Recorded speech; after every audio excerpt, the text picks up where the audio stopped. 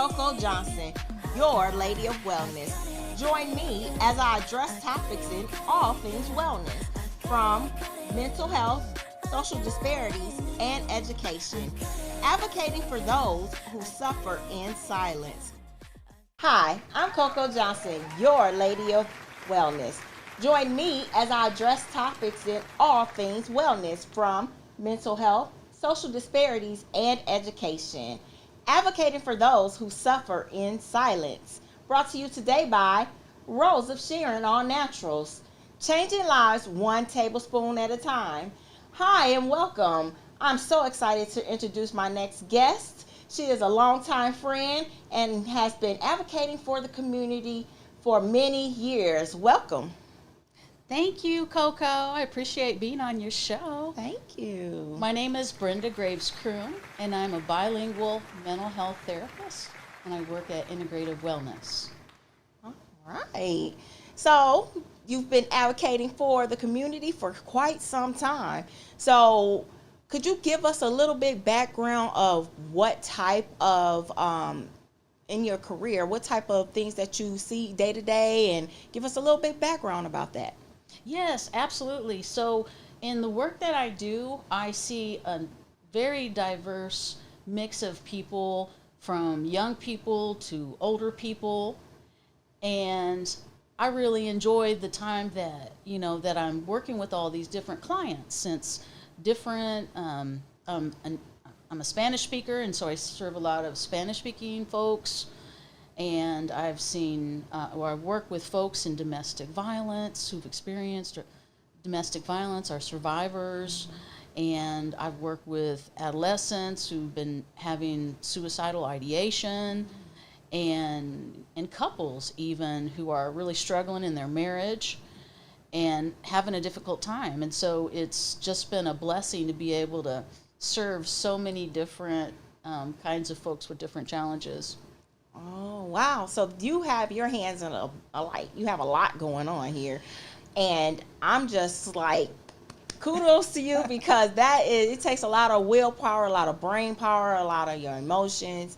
And some people have to be strong enough to be able to carry other people's baggage sometimes. So what made you get into something like this? Yeah, that's a great question. So my background is that I was working in diversity and equity and inclusion before this, and teaching Spanish classes and English classes.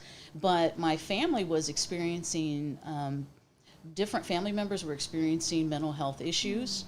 And so that was difficult, trying to support them and to learn more about it. And so it got me interested. And also I was doing work in the multiracial communities in Indianapolis, advocating for different issues. And so I thought, why don't I pursue a background in social work? And so I went and got my master in social work. And during that time, I was also working in diversity, equity, and inclusion with the state of Indiana. And so, doing a lot of outreach and teaching the community about, how do you take into consideration cultural differences, Yes, so that we can decrease health disparities in different communities. you brought up a very great topic as far as social disparities, health disparities, bridging the gap. Where do you see some of the breakdown happening while you're out there in the field? Another really good question. One of the things that comes to mind right away, especially because I do serve a lot of Spanish speakers, is just the lack of interpreting services and bilingual services. And so myself, I'm bilingual, and there's a great need for more folks like myself who can speak another language, especially Spanish. But we have such a variety, so many different ethnic groups in the state of Indiana now, with all the immigration that we've experienced over the last, especially 20 years. Right, that's true. So when you're working with the Latino, I want to be correct, Latina population, you're has mental health, I'm sure that's an issue. How does it play in our everyday society that some of us don't even recognize as possibly an issue? Yeah, absolutely. There, so they say that 1 out of every 5 people, this has been some years ago, but maybe pre-pandemic, 1 out of every 5 people experience some sort of mental health issue, Right. whether it be depression or anxiety. And so, obviously with all the stresses that we had with the pandemic, that has increased the numbers of folks who are in need. And honestly, we don't have enough providers to go around to meet the need. So it goes back to there's a lot of work out there, but just not a lot of workers. And when you have that, you just have a bottleneck in this sort of sense. Yes. So let's talk about adolescents first. So you've worked in schools with the adolescents. How do you work with the adolescents? Yep. So when working with adolescents, normally what we're doing is we're doing one-on-one counseling, therapy. And so I see clients in person. I also see them virtually. And that has really helped to increase access to services, is the virtual services. And so as well, I'm working with adolescents and young people and children, we are definitely seeing a lot of depression, a lot of anxiety, and if it goes too long unchecked, then that's when it can become a disorder, and then it becomes more chronic and ongoing. And so we know as adults that we did not experience the same kinds of things That's different. that our young people are in this day and age with technology and everything. And so there's so much more risk. Although when working with adolescents, we also address the resiliency that young people have. Nice. So we address their strengths and what makes them resilient as an individual or within their family or their community. And then we work on enhancing what they're doing in terms of those positive behaviors or practices. So do you notice a significant difference between pre-COVID and post-COVID? Is it same? Is it worse? Can you It was much worse, much worse. And I don't have data for you, but I can just tell you that off the top of my head, it really got a lot worse. Wow. And so the pandemic was very difficult for young people because it isolated. It isolated everybody, but for young people, it could be even more difficult if they're taken out of school and away from their friends, and how important that is as a young person to have friendships and support outside the family. And then there were also disparities amongst different communities of young people. Some young people not having access to internet and not having access to transportation that they need, or resources that they need, Oh, wow. So do you happen to sometimes run into situations where we know that the bullying situation popped up pre-pandemic, and do you happen to know if that is a major factor to this day, or even if that was a factor in that community? Did you even work with anyone or know of anything? So individually in therapy, I have encountered clients who have experienced bullying, and that's trauma for them. And so, and in terms of bullying in general, it is a really big deal. And it has become an even bigger deal because of social media and the ways that young people can be bullied through social media.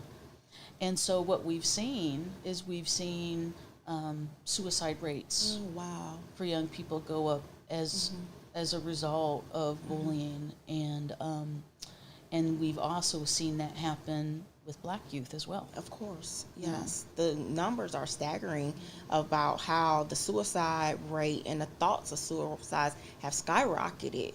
And just to understand and know the situations and what they're currently going through, and you're in the heart of it, so it's kind of like, I'm sure your heartstrings are pulled when you have to deal with those situations. Things out, because sometimes we overlook these things and assume, and we can't always understand if we don't actually deal. So I wanted to bring that to light, because it is a traumatizing, staggering number, that how many children are taking their lives, no matter what ethnic background they have. Right. So I want to move a little bit towards the adults. So you deal with adults. You said you deal with married. You deal with individuals. I'm sure there's a lot of mental illness there. But can you explain, what would probably be like a top 2 or 3, as far as issues that you've dealt with, when it comes to adults? Because it just depends, and I want to get that out there and make sure people understand that these are issues. Yep, absolutely. So what I specialize in is depression, anxiety, and trauma. Okay. And if you think about the population as a whole, and what would probably be most prevalent, then we're seeing a good majority of people who have at least one time in their life have experienced depression and anxiety, and many who go on to experience that chronically. And oftentimes what is a contributing factor is traumas that we've experienced, and traumas in our childhood in particular, because traumas in our childhood become a little bit more difficult to rebound from, and they reshape the brain and change the way that our brain works and the way that we think. Operating in dysfunction. Correct. And that is traumatizing by itself, because if you don't recognize it, or you don't know what that is, then it's sometimes harder and becomes a barrier for you to be able to go get help. Is that an accurate statement? Absolutely. That is very well said. Thank you. We often become our own worst enemy. Yes. We get trapped in a particular way of thinking. If you have trauma, then you're likely to be more distrustful of others. You're more likely to isolate yourself from others. You are more likely to get caught up in negative thinking, distorted thinking. And so everybody experiences that at some point in time. Right.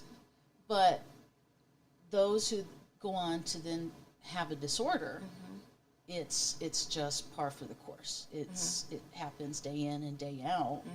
And so then it leads to impairment in their functioning, in their daily life, whether it be work or school or whatever part of their life it is.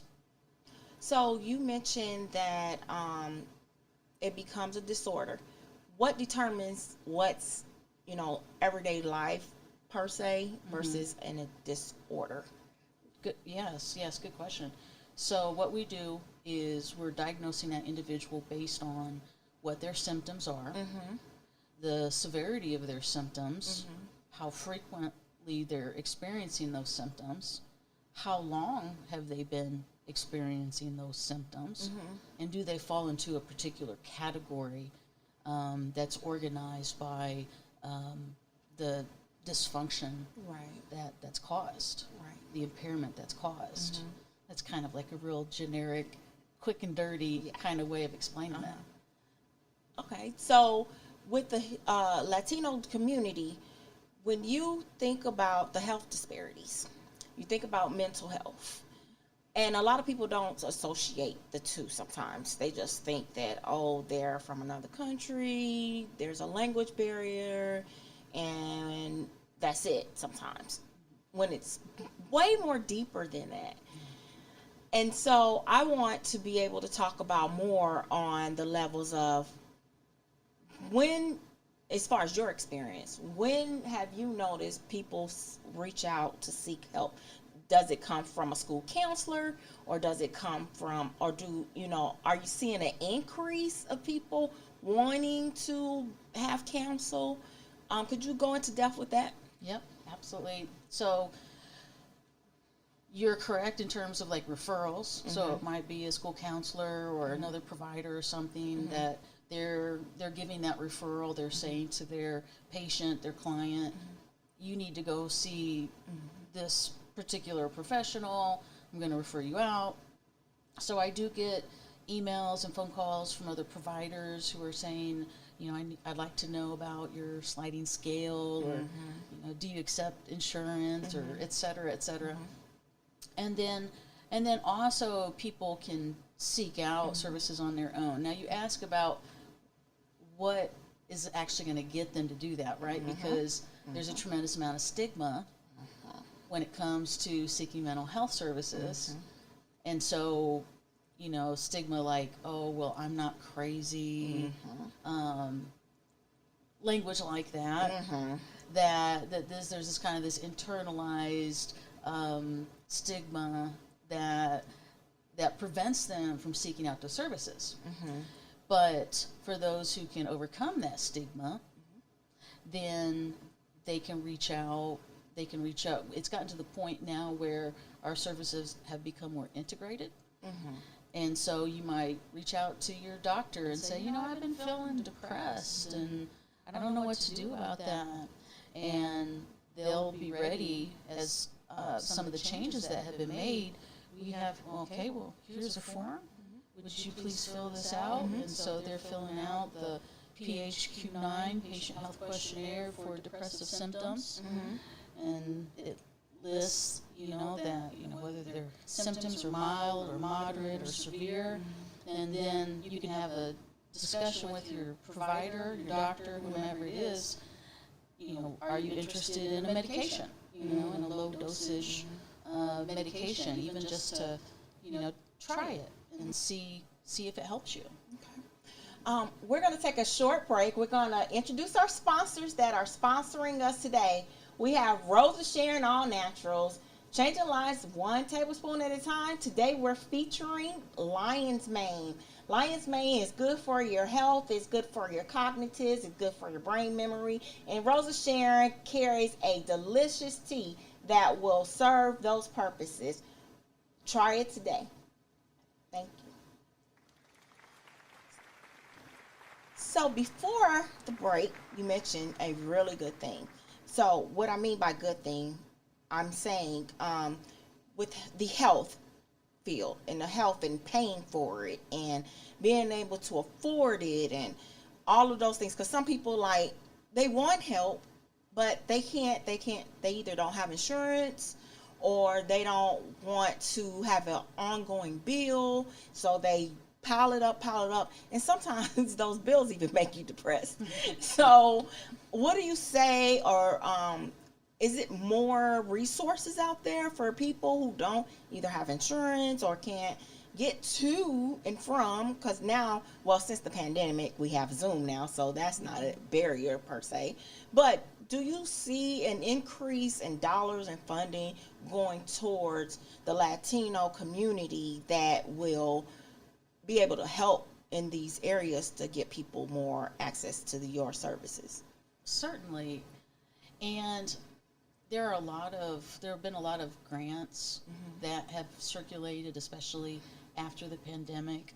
So we know that during the pandemic, it caused folks to oftentimes not seek the care that they needed. They're afraid. They were scared that they might contract the virus. Right. And so with that, fewer people were seeking services, whether they be emergency or preventative.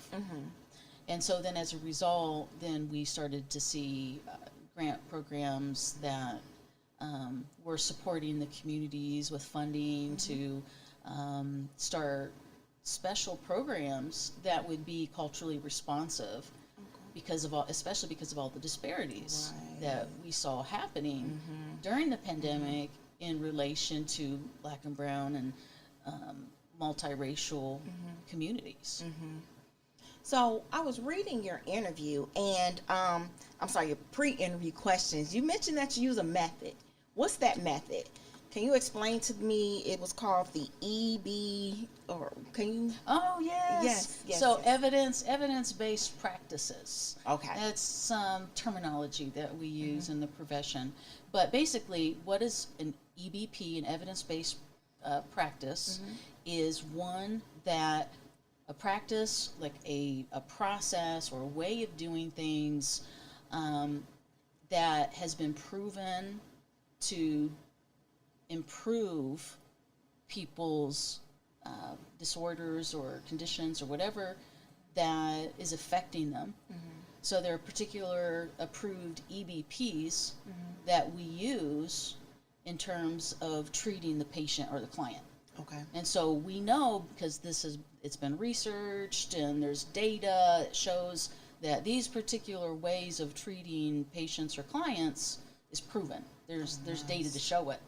And so it's better if we can have some of these EBPs that we use versus just kind of maybe willy-nilly. And I don't know if maybe that might be some of the conception or the preconceptions that people have out there, that that mental health is just all kind of willy-nilly, just off the top of your head. Right. But there's years of training that goes into it, and continuing education that's required. Right. So you use that for adolescents and adults? Absolutely. So when an adolescent comes to you and you're using this theory and proven theory, do you often translate that or give that to their schools so that they'll know that that, hey, this kid has this going on, and we can attach it to their file in hopes that they won't be pointed out? But do you guys do stuff like that?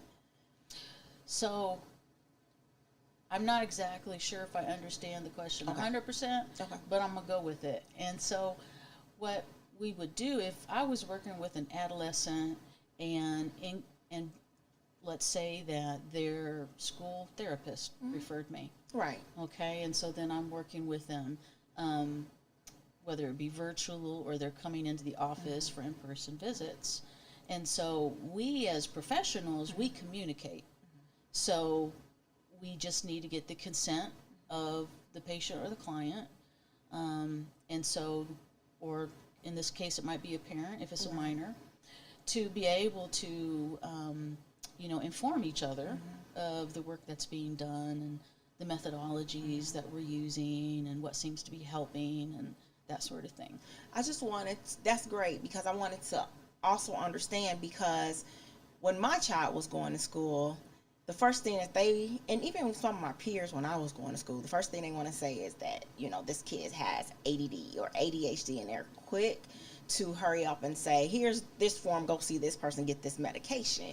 Sure. And it sounds like this is something that, I don't know how new it is, but something that someone would benefit from if the school counselor had that kind of interaction with knowing that, hey, this child went through this and we found this, and it'll be helpful on that end versus them hurry up and say, here, go see this person and get this prescription, because that's kind of what they did to my son. And he didn't even have ADHD. If anything, he had ADD, but not ADHD. And they were insisting that he took this medication. And I was like, no, I want to do something different. And I'm glad I did. And I just want to put that out there, because I'm not sure if that's still a real thing. As far as, if you see that a lot, do you happen to run across that?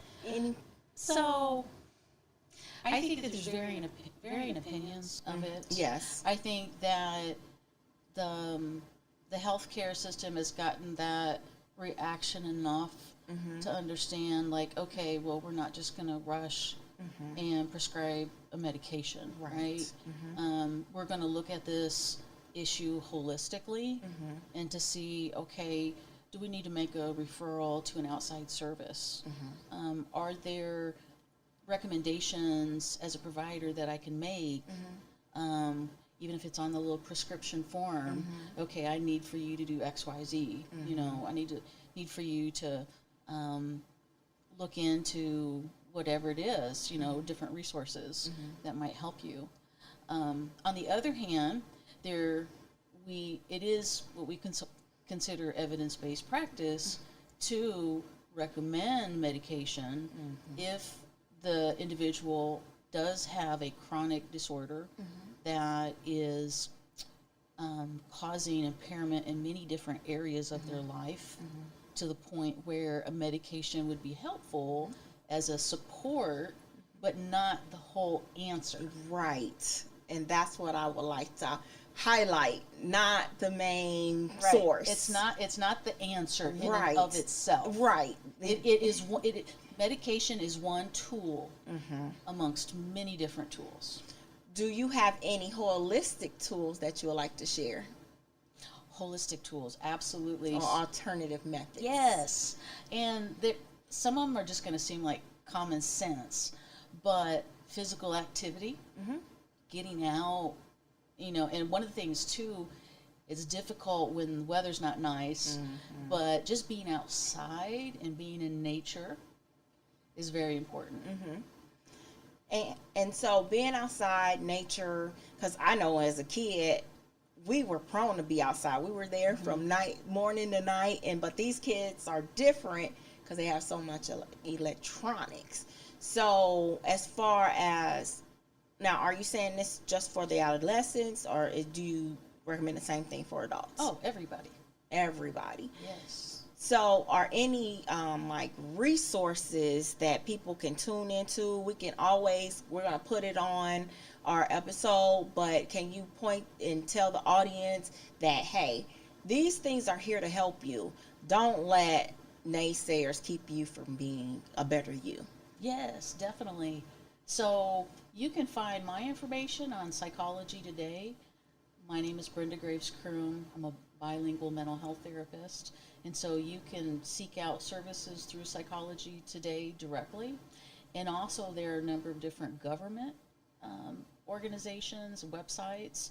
There's the Commission for Children in Indiana, or CISC, and they have some wonderful resources, especially for our educators, our providers, as well as the entire community. Last thing I want to touch on. So you co-founded an organization. What's that organization called? So it's the Equity Commission, or the Equity Council for CISC. Okay. And so you're advocating for those of, who's your main population? So with that particular commission, they were looking at all of the child-serving institutions within the community, but across the state. So do you guys heavily work with 211? Yes, and so it used to be, 211 used to be through United Way, and it's now since moved to FSSA. Wow. And so I used to be with FSSA before. Wow, I didn't know that. Family Social Services Administration. Wow. Is there any other tips you want to provide our audience so they can be the best people that they can be and go on and take their wellness into their hands in a more direct way? Yes. It's a little more general, but I think that it's important to remember that wellness is about body, mind, spirit, and soul. And so we have to approach our wellness in all those areas to be well in each one of those areas.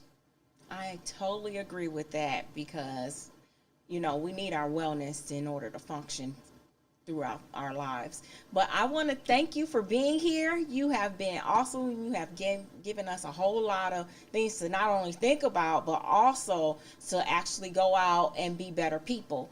And I want to thank you today for coming on the show. So again, and congratulations on your next movement. And thank you for you guys for joining us today on the CoCo Johnson Show.